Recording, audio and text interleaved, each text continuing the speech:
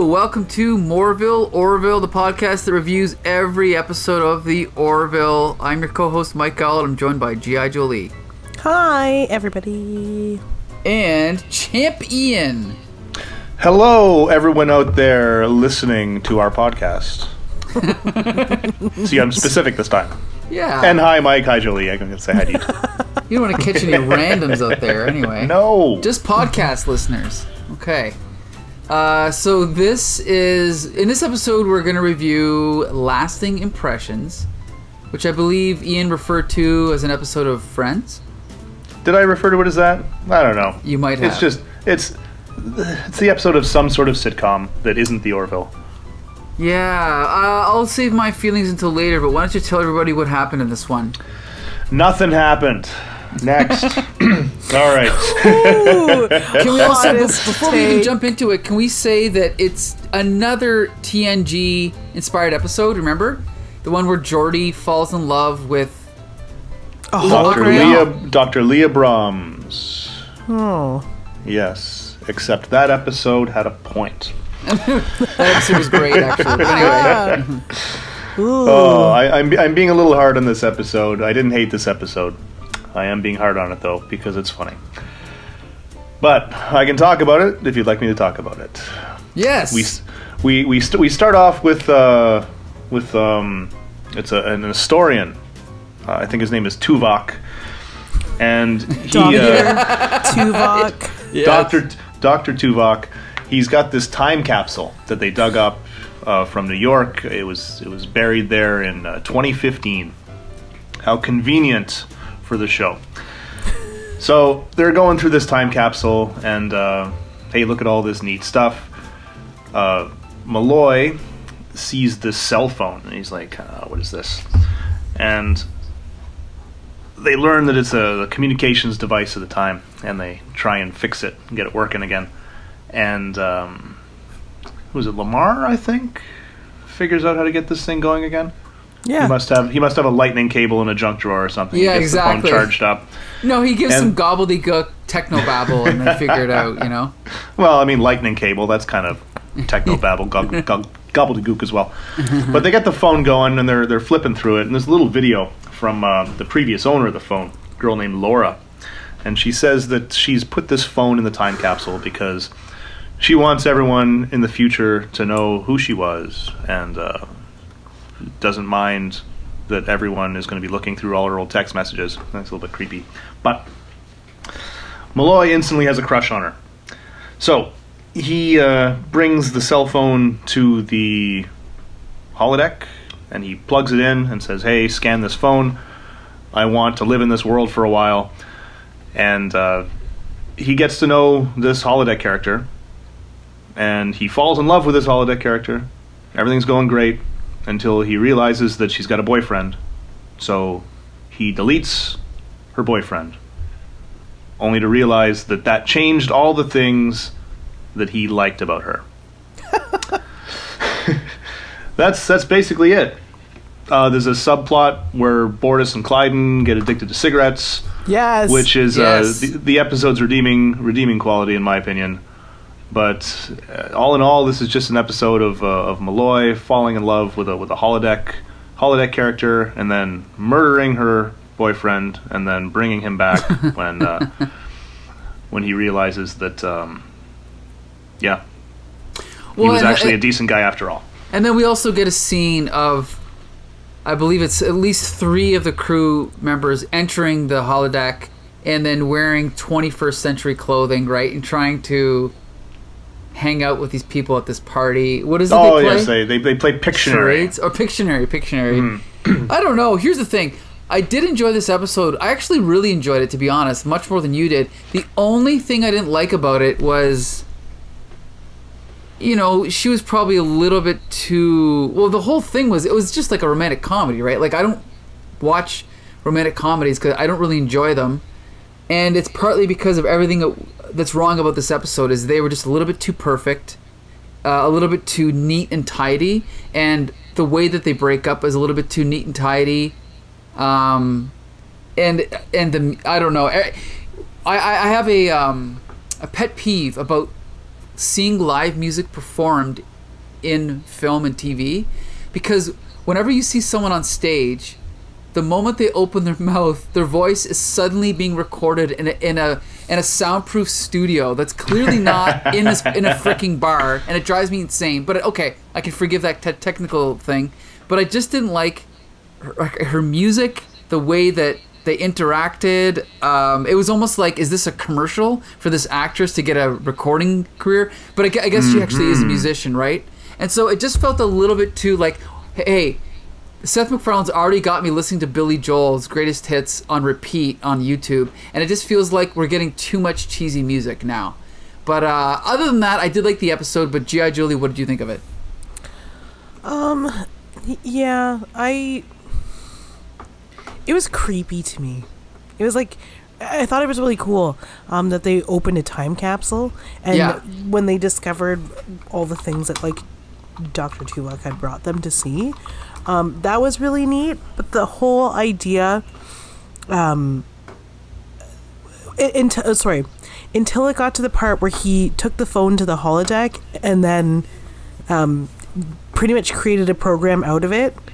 The moment he saw her do an open mic and he fell in love with the girl playing the acoustic guitar, that's when I was like, uh-oh, this is not going to age well.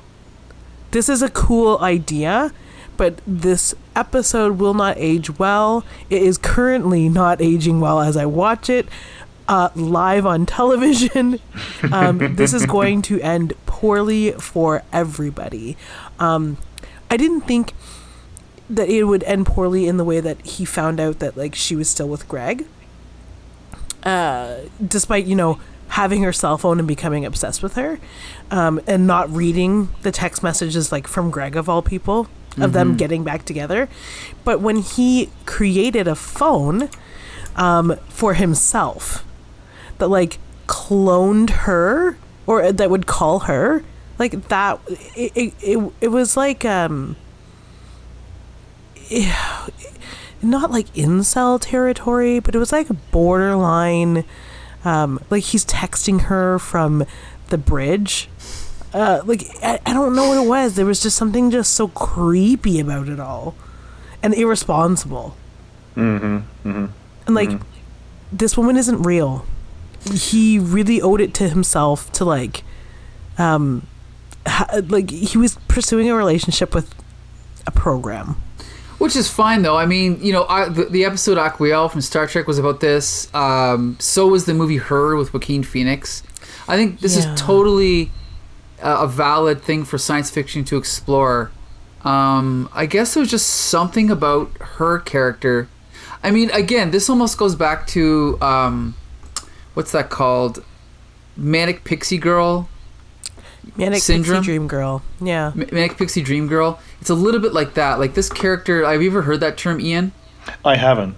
So basically, what is it, Jolie? Manic Pixie Dream Girl is basically an archetype in film, and it's where there's a character created in a film that is clearly the fantasy of the male writer who's writing her, and she has certain characteristics. She's a little bit wacky. She's a little bit eccentric, but always very loyal. She's a little bit broken. Yeah, but basically only exists to help the male character achieve his dreams, right?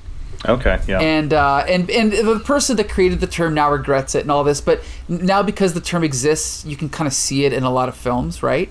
In fact, I think what's her name from Titanic? The girl, what's her name again? Kate Winslet. Kate Winslet's character in Eternal Sunshine of the Spotless Mind is almost a play on that, like on purpose, right? So that's what I feel like. Like when I'm watching the show, I'm like, okay, well, this is, again, we know that Seth MacFarlane is sappy because of his love for Billy Joel, but now when we see this girl, and I'm not criticizing the actress, I'm just saying that she's a little bit too Hallmark movie for me. And it's just a little bit all too convenient. The whole thing is just, it's like too syrupy, right? Is that, it doesn't feel like like, again, comparing it to Aquiel, which some critics didn't even like. I thought that was actually a really good episode of Star Trek Next Generation. And this episode just feels like a little bit too phony to me. Well, there's also the age difference, or the, Oh, not the actual age difference of the two actors, but like she, is 21? And Gordon is question mark? Yeah, I don't know. It just seems, I don't know. There's just something creepy about it. And I think part of the creepiness is she appears to be so much younger than Gordon. In my mind as well. Also, I don't really like Leighton Meester. I haven't liked her. I think she's from Gossip Girl. Gossip Girl. She was born in 86, so she is 35. 2 years younger than me.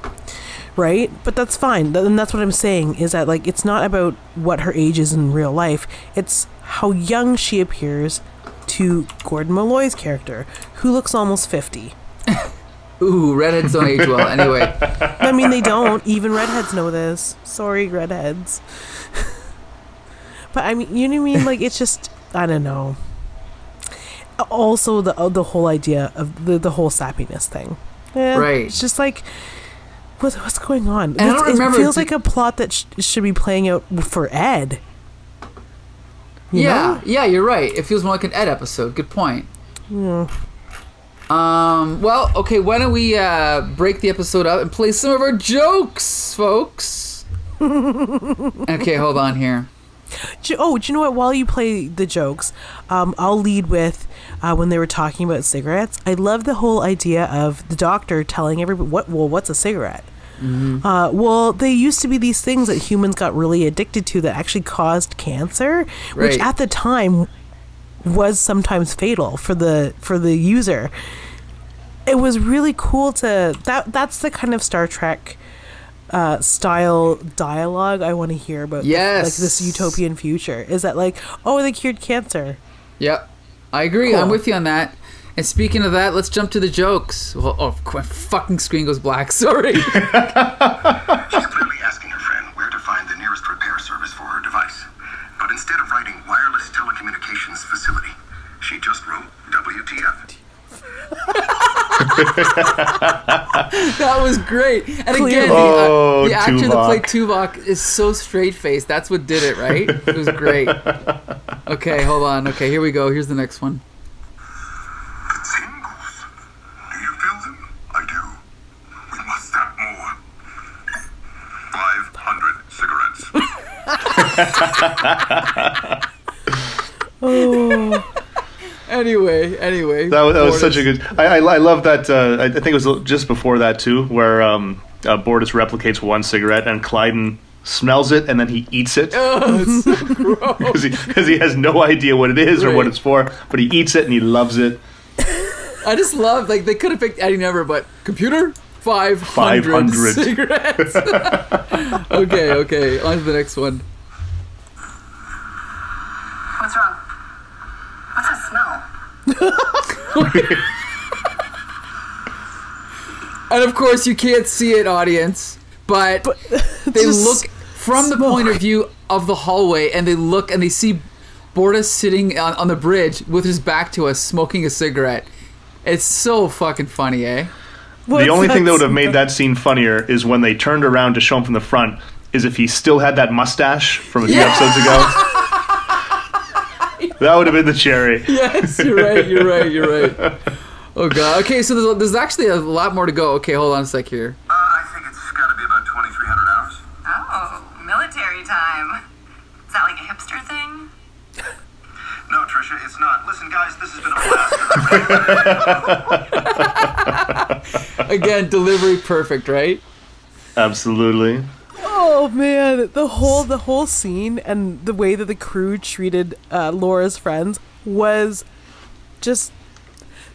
I wish there was more of that. Yes, because that saves it a little bit. Because even though we're annoyed with the characters in the past, the crew being annoyed with them makes it okay because it calls attention to it, right? Yes. Mm-hmm. I think that you're right. It helps it. Okay, screen just a minute. No, Trisha, it's not. Oh. You know what that is, right? It's Bortus chewing gum. I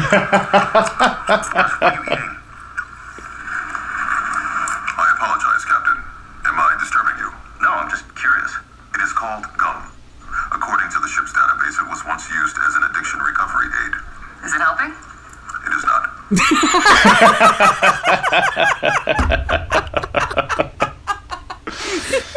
Oh my is god. not. Anyway, it is not. Oh my god. So fucking funny. Anyway, okay, so yeah, plenty of jokes in that episode. That's it? That's it. Yeah, well, that was Okay. that was like the longest I've ever recorded, but I mean, there's probably more that I didn't record. Oh, there's more. There's more that don't lend themselves very well to recording. There's the scene when when Bortus and Klyden are trying to quit. Yeah. Yes. And Klyden is caught with a cigarette, and Klyden accuses Bortus of having cigarettes, and where are they? Bortus starts showing him, and he picks one up from over here, and he picks one up from the picture frame, and then he unzips the pillow, and he dumps out hundreds of cigarettes from this pillow. That is all of them. That's hilarious. And again, that's like sitcom humor. I love it. It was great, you know? Yeah. Apparently, this episode was written by Seth MacFarlane. So Yes. Well, that's what I mean. Again, it's like, I mean, I give him credit because he's certainly a better dramatic writer than I would have given him credit for, but in some episodes, in some parts, he still falls short. And this one, like the main plot of this one is one he doesn't quite, is not quite successful with, right? Yeah, I think Jolie nailed it when she said like it's just creepy. There's just something creepy about it, and it's creepy from a bunch of different levels, right? Like she was creeped out by the apparent age difference between the two. I was more creeped out at how defensive Gordon got instantly when he was challenged on it, even in the slightest, right? Like, oh, I'm not allowed to find love. Like, no one's saying that, dude. Yeah. Everyone's just saying that it's weird that you're spending all this time in this holodeck. Right. And getting all wrapped up in this person that's long since dead. It's, it was creepy. It wasn't realistic. I can't see Gordon reacting the way that he did. Like I could see him becoming infatuated with a holodeck person, but not getting angry about it. You're right. It's like it's like they make him act out of character in order to make the plot work, right? yeah, and we know that he is searching for love, right? So we have the character from before that ends up being Krill. He was interested in her, our cartographer, so that doesn't work out. And then we kind of get to this. My problem is, like, I don't care. I love the idea of being able to use a simulator, like, in that kind of way. Bortus uses it to experience pornography. Malloy and Gordon and Bortus use it to experience, like, cowboy scenarios. Mm-hmm. The Doctor and Isaac were both using it in order to, like, date, like, and to be able to see Isaac in a more humanoid form. Mm-hmm. So, like, the use of a simulator in relationship sort of scenarios is really cool, and you can definitely use it as a tool to, like, sort of tell us about a future experience. Like, these are the kinds of things people would probably use it for, like live action porn. Who wouldn't use it that way? It would be weird if you didn't expect it. So, and everybody on the ship, even when Bortus was using it, they're like, okay. Like, they weren't, like, shocked about it. Mm-hmm. They were just like, wow, like 10 other Mocklins? Okay. We weren't sure. Yeah, like, okay, Bortus, that's a lot, but, like, whatever, to each their own. It's just in this way, like Ian was saying, this used to be a real person. He's becoming obsessed with the idea of this real woman. And that kind of obsession is weird. There's just, like, it's just a little strange. Which is fine. I mean, I guess since we've already brought up Aquiel, everyone has seen Aquiel and remembers that, right? Yeah.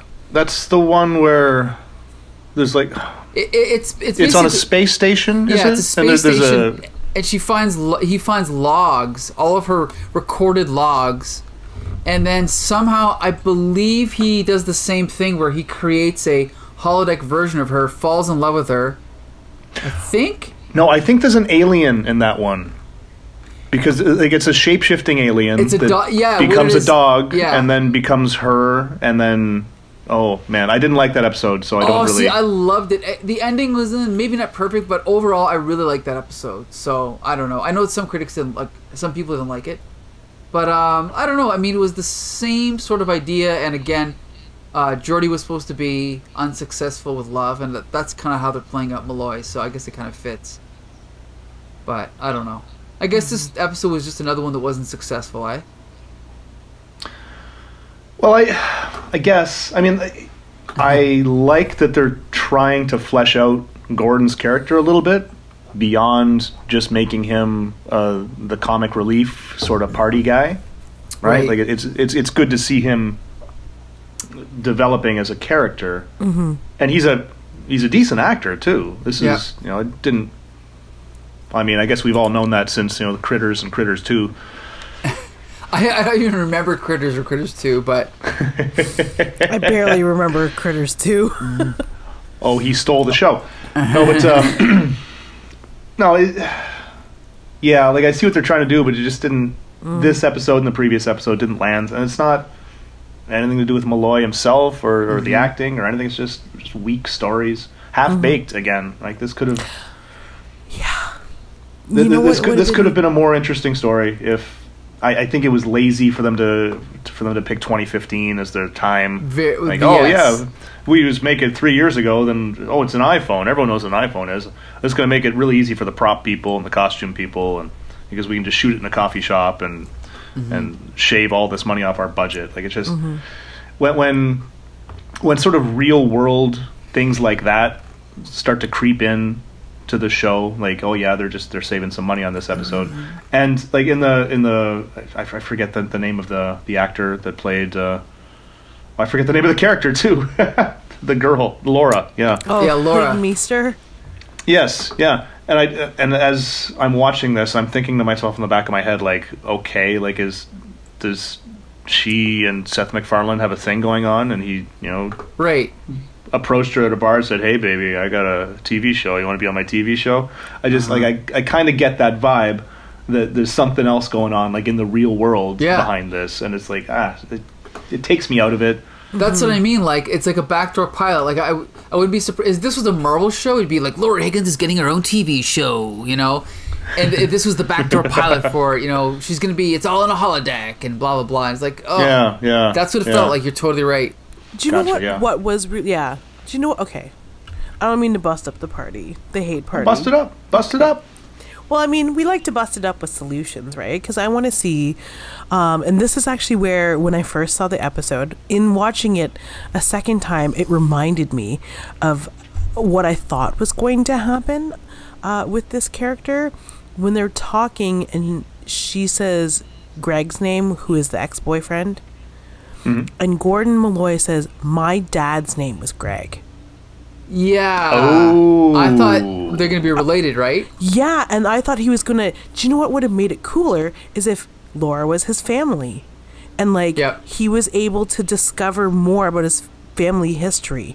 But the phone is from 400 years ago, so there's no way Greg... You know what I mean? Greg was his father. Like, that's the same Greg. Sure. But it would have been cool if it was like a family tree sort of episode and like a lineage discovery. Or like a Back to the Future, right? That would have made for a fantastic episode. Yeah. That didn't even occur, right? Like that Greg line, I remember it, and I don't know, like as you're saying that's 400 years, there's no way that it could have been him. Well, it could have been. They could have picked a different name, right? A name that's a little bit more whatever. I don't know. Yeah. Or maybe have them share a last name. Something. Yeah. Or like Huggins. Huggins is a weird last name. Like if Gordon were to be like Huggins, there's Hugginses in my family. Yeah, my great-great-grandmother's last name was Huggins. Yeah. Wouldn't it be crazy if Laura was his great-great-great-great-great-grandmother? Like that would be so neat. But that's what I was thinking. Or to go the other way, like have it somebody that he's related to, but he doesn't realize it right away until he develops this relationship, and now you've got this weird reality where he's falling for a person who's not really a person, but it turns out that it's someone from his family hundreds of years ago, and he doesn't know how to feel about it. Right. Right. And since it is just a holodeck, you can dispel with the whole it's not as creepy, right? Yeah. And he can sort through those feelings much easier by just letting it go. Mm-hmm. Yeah. In the meantime, people can joke around about it because he's got a thing for his great grandmother, which is exactly the kind of joke Seth would be able to make too. So right, Seth, if you're listening to this podcast, you can write that down. I also got to say, since we're on the topic, because we like to bring up Star Trek a lot. That was one of the I love the original series, but one of the things I didn't like was when they did a money-saving episode, and they'd be like, oh, we've got some props left over from this other TV show on the other network. We'll just use them for this episode. And it would be like they find a duplicate Earth. It's exactly like 20th century Earth. Or, they find an episode where the Roman Empire never fell. Okay, that was kind of clever. And then, while we're on the topic, my least favorite Star Trek episode of all was the one where they introduced was a Gary 7. Remember they time travel back into the past? And it's with Terry Garr. It's a backdoor pilot for a TV show. It was supposed to be, but it failed. But it was supposed to be like this guy Gary 7 or whatever his name was. Is like Gary this time. 7, yeah. Yeah, you looking it up right now, Julie? Yeah. Yeah, it's called Assignment Earth. It's a fine episode, but it felt so much like a backdoor pilot for a show that was never made, and that's why I don't like it. And I think that is what this episode feels like. It feels like an episode of another show, like Ian said, like Friends or something. And of course we know that's what they were doing. Like, we know that was the premise of the show, but it was just a little bit too off, the tone. I think that was the problem, right? Yeah. So, I guess that's that. I don't know. Is there anything else to say about lasting impressions? Was the impression lasting? I don't know which. It's certainly a memorable episode. It sticks in the head, and there was some good acting. If you look at it as not an episode of the Orville, it's a little bit easier. I don't know. So it's okay. I guess half baked again. Right, yeah. Right. Good ideas, but a little bit lacking in execution. Mm-hmm. Yeah, Julie, you agree? Mm-hmm. I totally agree. Not cookies. Right. Well, hopefully the next one is baked. We'll see. Jonathan Frakes. I'll hit the dab pen before I watch the next one. There you go. Wah, wah, wah, wah. All right. So yeah, next week Jonathan Frakes returns as director to direct Sanctuary. We'll be here to review it, so be sure to join us. You can find every episode of MORE-VILLE Orville at www.comicbooksyndicate.com. So I want to thank G.I. Jolie and Champion for joining me again. Thank you. Thank you. All right. And so until next time, there's more where that came from.